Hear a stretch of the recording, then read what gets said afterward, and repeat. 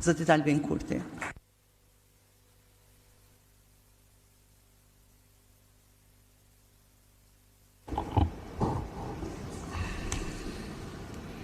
Të nderuar delegat të Këshillit të Përgjithshëm të Lëvizjes Vetëvendosje, e nderuara kryesuese e organit më të lartë të subjektit ton politik, Arbria Nagopsi, të nderuar nënkryetar të Lëvizjes Glauk Konjufsa dhe Mrika Limani Myrtaj, i nderuar sekretar organizativ Alim Rama dhe koordinatore e komiteteve profesionale Dejona Mihali, i nderuar sekretar për marrëdhënie ndërkombëtare Harula Çeku, e nderuara kryetare e grave për vetëvendosje Albulena Haxhiu dhe i rinis për vetëvendosje Libran Kelmendi, të nderuar ministrat të qeverisë, kryetar të komunave, deputet të kuvendit e zëvendës ministra, drejtore asamblejista anën vonë Kosovës, të dashur aktivist dhe aktiviste, të nderuar pjesëmarrës. Mirëdita gjithëve dhe mirë se e gjejmë njëri tjetrin në këtë mbledhje të 62 në prag të 15 vjetorit prej se kemi filluar të mbajmë mbledhjet e Këshillit Përgjithshëm, pra që nga 25 qershori i vitit 2011. Është hera e parë që po takohemi pas fitores rekord dhe historike 2 muaj më parë në zgjedhjet parlamentare. Gëzuar edhe një herë urime për aksionin që te kalon edhe imagjinatën, fushata zgjedhore e vetëvendosjes për 28 dhjetorin 2025 ishte e papar jo vetëm në Kosovë e te kombi shqiptar, por edhe në rajon e Mëxhër.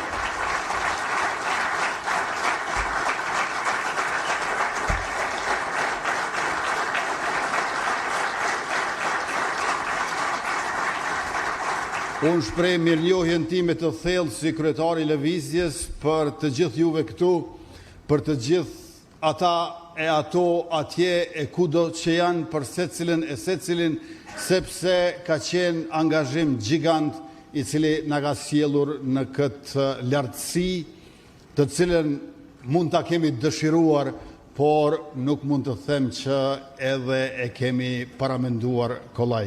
Prandaj faleminderit të gjithëve nga zemra dhe urojmë të nxjerrim mësimet e mira nga fund viti 2025 për jo vetëm vitin 2026, por edhe shumë vite në vijim. Pra, ajo fitore erdhi edhe nga ajo fushat, e cila padyshim që nuk ishte thjesht një garë politike. Ishte një lëvizje e gjallë, fort vitale, e cila përfshiu mira vullnetar, aktivist dhe simpatizant në të gjithë Kosovën, nga viset e banuara me shqiptar, por edhe nga mërgata jonë e dashur. Energjia, përkushtimi dhe durimi i tyre ishin forca jonë më e madhe. Pa këtë angazhim, asgjë nuk do të ishte e mundur, me atë angazhim gjithçka na u mundsua. Kujtoj momentin historik të 6 tetorit 2019, kur populli na dha një votë bindëse për ndryshim në nxorri të parët në garë, dhe atë ditë tham, doli zogu nga Lëvozhga e nuk kthehet më.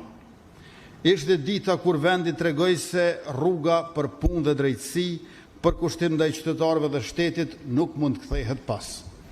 Në zgjedhjet e shkurtit 2021, ai zog filloi të fluturoj, dhe më pas me këtë fitore në mbramë dhjetorit 2025, shtriu krahët e tij mbi gjithë Republikën, duke na dhënë një mandat edhe më të fuqishëm për të vazhduar rrugtimin tonë.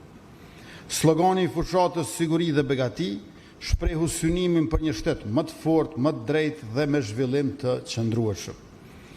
Ndërkaq mos lëshope u bë thirrje e përbashkët cep më cep mes nesh dhe qytetarëve për këmbgulje përballë çdo sfide. Mos lëshope në fakt ishte edhe më shumë se thirrje, ishte përkufizim i rrugtimit ton dhe i vendosmërisë për të mbrojtur interesin publik dhe sovranitetin e vendit. Ne, siç e dini të gjithë, nuk i kërkuam zgjedhjet e dhjetorit, as qytetarët nuk kërkonin një tjetër proces elektoral, vendi kishte nevojë për punë, për paqe, për vazhdimësi e siguri, për zhvillim e stabilitet. Por kur zgjedhjet u bën të pashmangshme, populli foli qartë. Ai nuk deshi kthim pas, por vazhdim përpara. Dhe këtë e shprehu me një fitore tejet madhe, me 51.1% të votave, duke e kthyer një situatë të padëshiruar bllokimi në një mandat të fuqishëm për progres. Pra jo 50%, po 51%, dhe jo 51%, po 51.1%.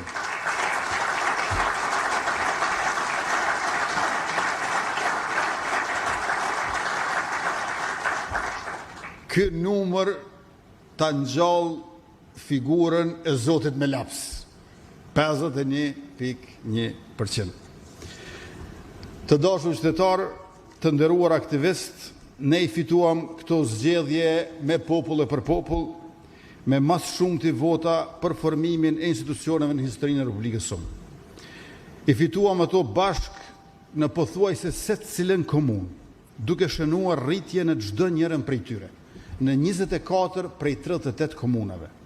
E në këto 38, siç e dim, 11 janë aso me shumicë të pakicave, që do të thotë se në 24 nga 27 jemi edhe të parët edhe në ngritje. Një besim kaq I madh dhe një vendosmëri kaq e fortë na përull dhe na obligon të punojmë për të qenë lartësinë e pritjeve që qytetarët kanë për ne. Ky rezultat nuk na bën më të fortë përballë kundërshtarëve politik, por na bën më të përgjegjshëm para qytetarëve të vendit tonë. Kjo fitore nuk është vetëm e një individi, as e vetëm një ekipi, por e shumë ekipeve të tëra që punuan pa u lodhur për të sjellë punë dhe drejtësi për secilin qytetar. Kjo fitore e jona ka një rëndësi edhe numerike edhe politike. Numerikisht, rikthimi me mbi 51% të votave pas një mandati të plot tregon se qytetarët vlerësojnë punën konkrete zhvillimore, progresin shoqëror dhe stabilitetin institucional.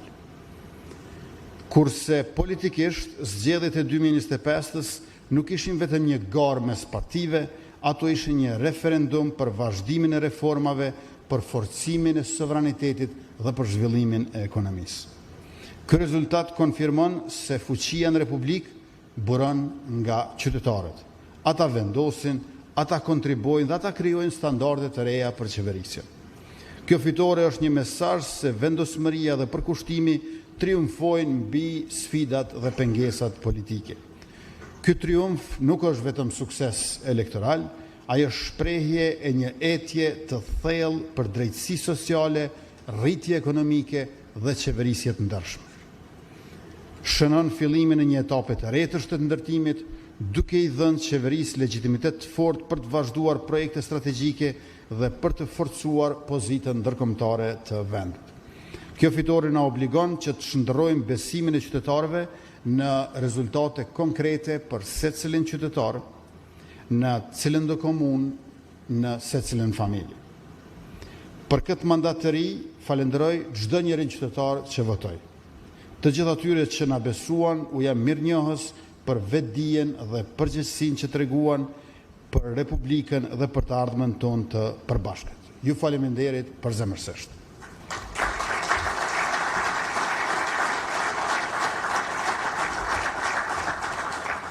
E tash, siç jemi zotuar në fushat, 1 miliard euro investime në ushtri, 1 miliard euro në prodhim dhe 1 miliard euro në vet investime kapitale.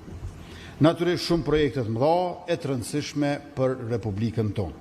Me investimet në mbrojtje, duke rekrutuar ushtarë të rinj dhe duke zhvilluar industrinë ushtarake të Kosovës, vendin tonë e bëj më të sigurt dhe veten tonë partner më të besueshëm për aleatët tonë. Siguria është mbrojtje, por siguria është edhe energji, ujë, prodhim dhe siguri sociale. Vendi ynë do të bëhet neto eksportues I energjisë elektrike. Termocentrali Kosova B do të modernizohet, ndërkaq termocentrali Kosova A do të rehabilitohet thellësisht. Kapacitetet e prodhimit të energjisë së erës do të shtohen për më shumë se 2 fish, ndërkaq ato diellore për më shumë se 8 fish. Do të nisë gjithashtu zbatimi i sistemit të baterive për ruajtjen e energjisë, do të ndërtohen sisteme të reja të ngrohjes qendrore dhe do të përfundoj projekti për dyfishimin e kogjenerimit në termocentralin Kosova B. Krahas këtyre do të angazhohemi për projektin më të rëndësishëm energjetik për dekada, gazifikimin e linjitit përmes teknologjive moderne për kapacitete të reja energjetike. Kapacitetet prodhuese të energjisë janë po aq të rëndësishme sa dhe kapacitetet akumuluese të ujit. Prandaj do të investojmë 400 milionë euro për ndërtimin e 5 digave të reja në Dragaqin, Firaj, Desivojës, Pollat dhe Kuqic. Ato do të sigurojnë furnizim të qëndrueshëm me ujë të pijshëm, mbrojtje nga pasojat e ndryshimeve klimatike, si vërshimet e shpeshta dhe njëkohësisht do të arrisin potencialin për bujqësi intenzive. Prodhimi është kurrizi një ekonomie të fortë dhe të qëndrueshme.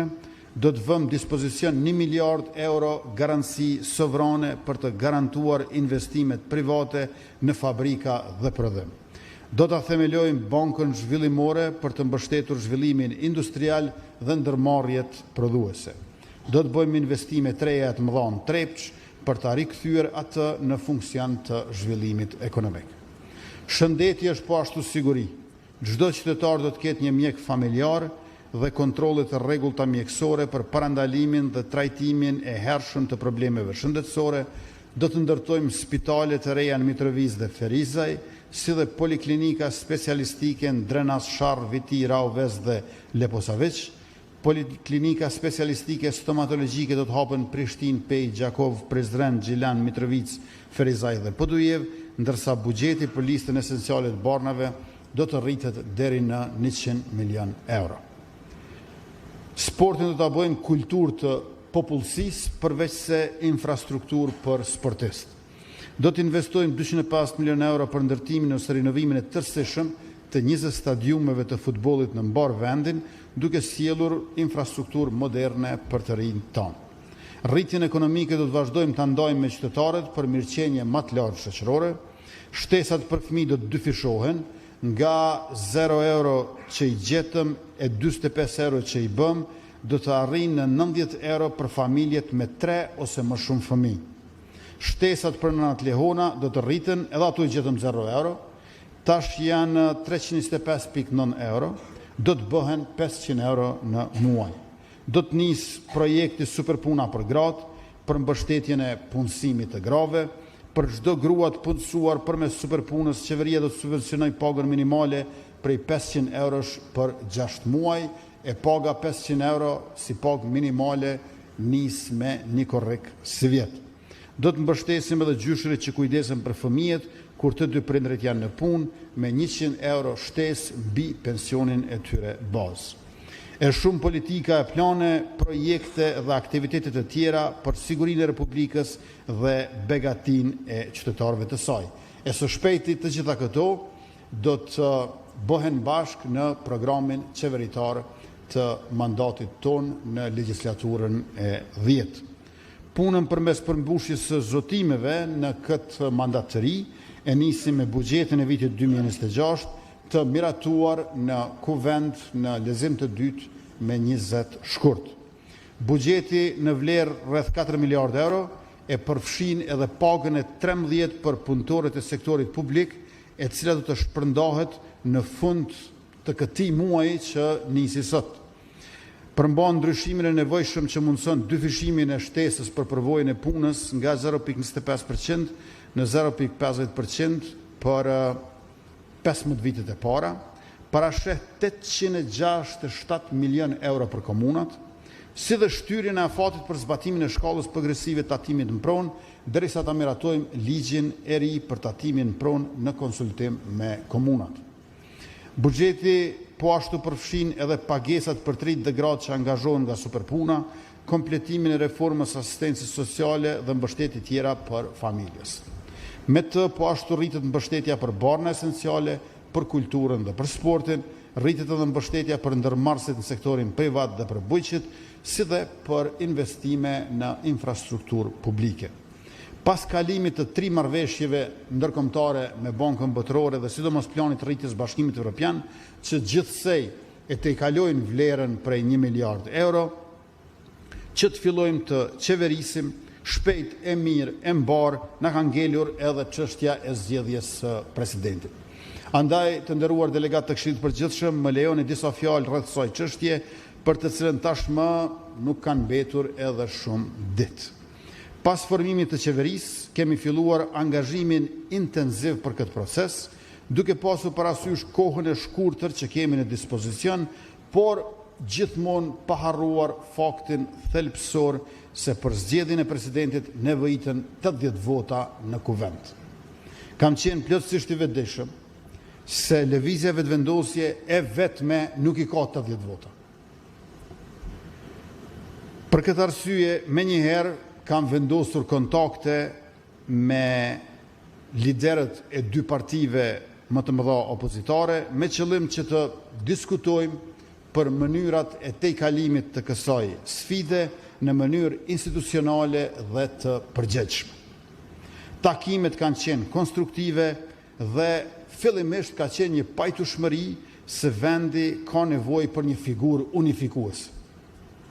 Një figurë e tillë pa diskutueshme për të gjithë, sigurisht do të ishte një kandidat nga familja emblematike Jashari. Bindja ime ka qenë dhe vazhdon të mbetet se një figurë e profesor e personalitet si Murat Jashari do të gëzonte mbështetje gjithpartijake, do të ishte nder për Republikën, stabilitet për institucionin dhe siguri për kombin. Rrethonat gjeopolitike nga lufta në Ukrainë, konflikti SBA-Iran dhe tensionit lindjen e afërt e të mesme, si dhe kërcënimet e sulmet e njëpasnjëshme nga Serbia, përfshir agresionin terrorist në Banjë, sulmin kinetik në kanalin Iber-Lepens dhe kërcënimet e përditshme nga fqinji ynë verior, kërkoj një moment reflektimi dhe një figurë e cila i bën ballë shtrëngatave me të cilat mund të përballet vendi ynë. Në kohë të vështira, ne gjithmonë, siç e dini të gjithë ju, kemi gjetur mbështetje dhe frymëzim te familja Jashari, ashtu siç gjetëm kohën e luftës nën udhëheqjen e kryekomandantit Adem Jashari. Prandaj edhe sot zgjedhja e një figure si Murat Jashari do të ishte zgjedhja e duhur në momentin e duhur. Pra, ky do të ishte dhe vazhdon të mbetet rasti ideal. Megjithatë, pas takimit të dytë që pata me kryetarin e Partisë Demokratike të Kosovës Bedri Hamzën, më është kumtuar nga një qëndrim i kryesisë së tyre se ata tashmë konsiderojnë se presidenti nga java e ardhshme duhet të vijë nga PDK-ja. Nisur nga ky qëndrim, unë mendoj se kandidati mund të vijë nga cili do subjekt, qoftë nga PDK-ja, nga LDK-ja apo lëvizja vetëvendosje. Por në fund, zgjedhjen për president nuk e garanton përkatësia partijake, por vota në kuvend. Nëse nuk arrijmë të gjejmë një figurë unifikuese që siguron mbështetjen e së paku 80 deputetëve, atëherë një nga opsionet e mbetura është që secili subjekt të propozoj kandidatin e vet partijak dhe të gjithë të nënshtrohen garës brenda kuvendit. Këtë e parasheh edhe kushtetuta, e cila garanton një proces demokratik ku së paku 2 kandidat i nënshtrohen një gare të drejtë me quorum të siguruar, duke shmangur nevojën për zgjedhje të jashtëzakonshme. Në fund do të fitoj ai ose ajo që arrin të marrë mbështetjen e deputetëve në cilin do nga 3 raundet, ashtu siç e kërkon kushtetuta në procedurën e saj. Nesër do të takoj edhe kryetarin e Lidhjes Demokratike të Kosovës, Lumir Abdigjikun, ku do të diskutojmë edhe me të rreth këtij procesi. Mirëpo, ne kemi qëndrimin që nëse subjektet pajtohen që ky të jetë rrugtimi, pra gare e hapur ku secili subjekt ka kandidatin apo kandidatën për president, atëherë edhe ne pajtohemi me këtë çështje dhe lëvizja vetëvendosje do ta ketë kandidatin e saj për president. Si kryetar, jam duke u angazhuar maksimalisht që ta tejkalojmë këtë proces në mënyrë të suksesshme dhe që vendit mos shkojnë zgjedhje të reja.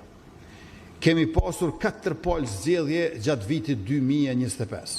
e fillua me zgjedhje të rregullta parlamentare, e përmbyllëm me zgjedhje të parakoshme parlamentare, e midis tyre i kishim 2 raundet e zgjedhjeve lokale.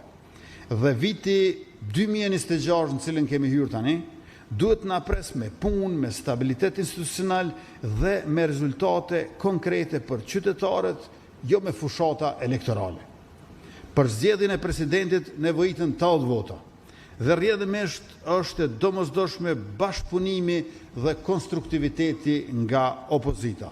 Ky proces mund të realizohet qoftë përmes zgjedhjes me një figurë unifikuese, siç do të ishte kandidati Jashari, apo edhe përmes një gare të drejtë dhe demokratike ndërmjet kandidatëve të propozuar nga subjektet politike sipas procedurës kushtetuese. Ne, si lëvizje vetëvendosje, jemi sepse duhet të jemi të gatshëm për të dyja opsionet. E në këtë mbledhje të nderuar delegat të Këshillit të Përgjithshëm, padyshim që duhet të diskutojmë edhe për çështjet tona organizative. E kur jemi tek ato, ndër temat më të rëndësishme që do të na shoqërojnë përgjatë këtij viti në organizatën tonë, janë zgjedhjet e brendshme. Këtë vit strukturat tona organizative përfundojnë mandatin 4 vjeçar, siç e parasheh e siç e rregullon statuti ynë dhe rregulloret e brendshme. Më lejoni që edhe një herë nga këtu të falenderoj të gjithë aktivistët e përfshirë në strukturat tona organizative, gjithandej Republikës sonë, ti falenderoj për kontributin e tyre të pashembullt dhe punën e palodhshme në këto 4 vite, nga ku vetëm në vitin që e lan pas kemi kaluar deri në 4 cikle zgjedhore e për të cilat është nevojitur e nuk ka munguar angazhimi i secilit prej tyre.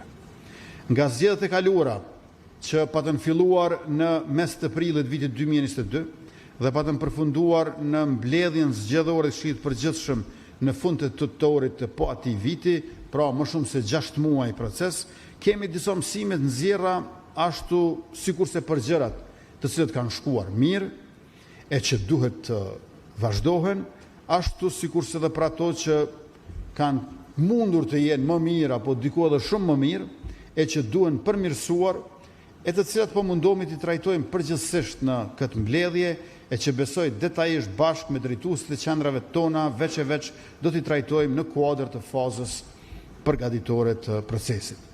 Sa i përket shtrirjes së strukturës në përvendbanimet e banueshme, procesin zgjedhor të kaluar e patëm përfunduar me gjithsej 487 pika të themeluara, gjithandej qendrave tona në Kosovë, për shkak të kohës së kufizuar të procesit për zgjedhjet në nivelin e parë organizativ, por edhe me idenë që më vonë do të vazhdonte shtrirja e mëtejshme në vendbanimet ku nuk u patën organizuar mbledhjet zgjedhore. Kjo gjë nuk ndodhi, dhe sot kur flasim gjithandej qendrave tona, numri i pikave që kanë organet vendimmarrëse nuk e kalon 550. Ndërkohë që dihet që në Republikën tonë ka përgjithsisht si vendbanime të banueshme rreth 900 sosh.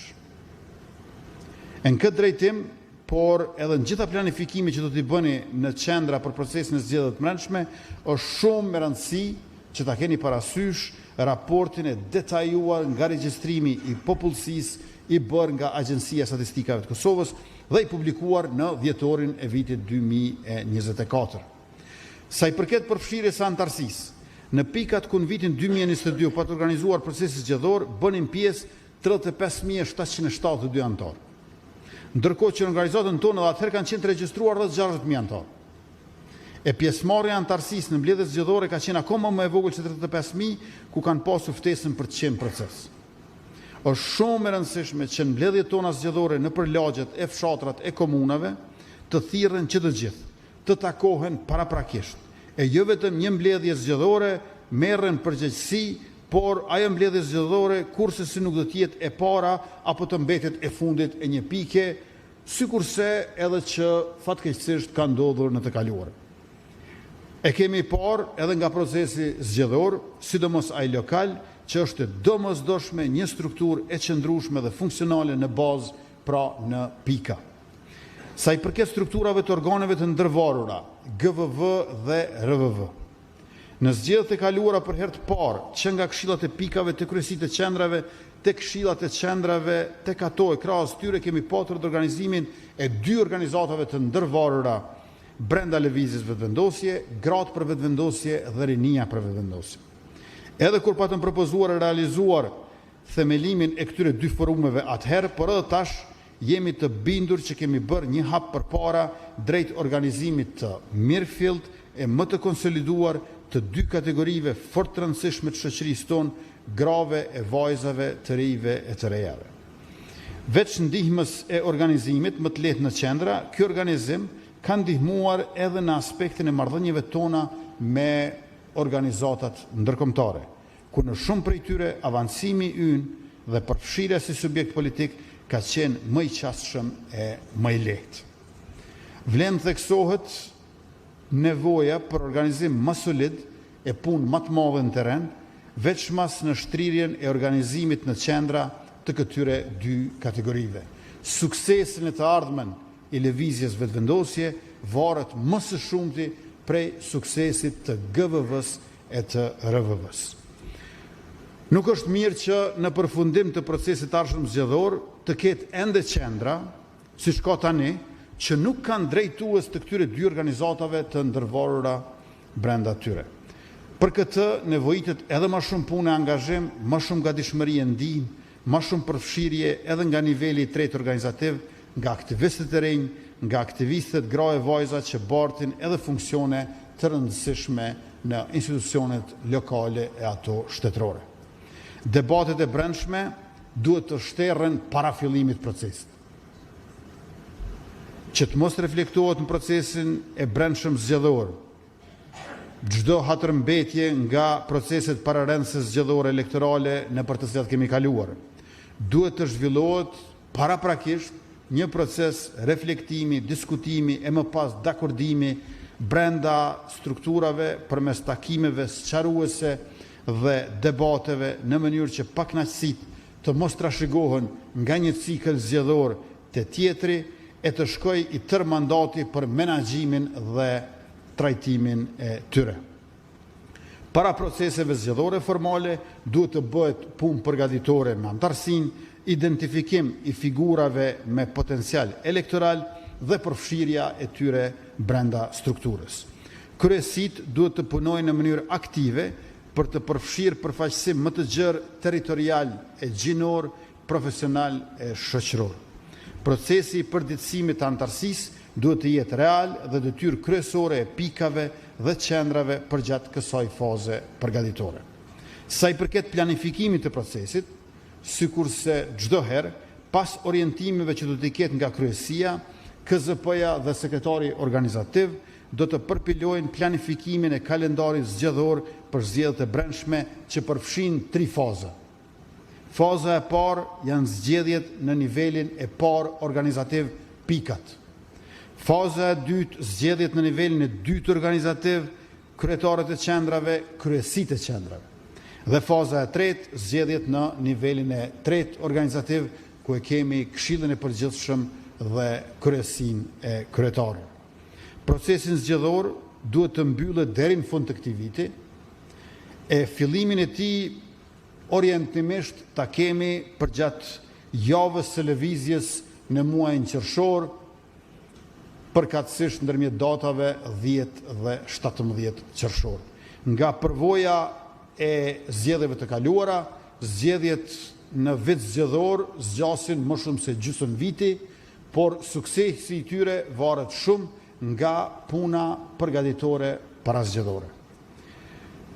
Ky vit zgjedhor le të shërbej për sa më shumë gjithëpërfshirje të anëtarëve e të aktivistëve brenda organizatës, për një organizim sa më të fortë, e më të gjerë, e solid të strukturave tona organizative, e krahas zgjedhjeve të brendshme, sigurisht që nuk duhet të anashkalojmë, teksa dhe përgatitemi fokusi të çështjet lokale, adresimin e çështjeve nga baza, opozitarizmin e fortë në komunat ku jemi në opozit, e ndihmën e madhe që organizata duhet ta jap tek ekzekutivi në komunat ku ne qeverisim.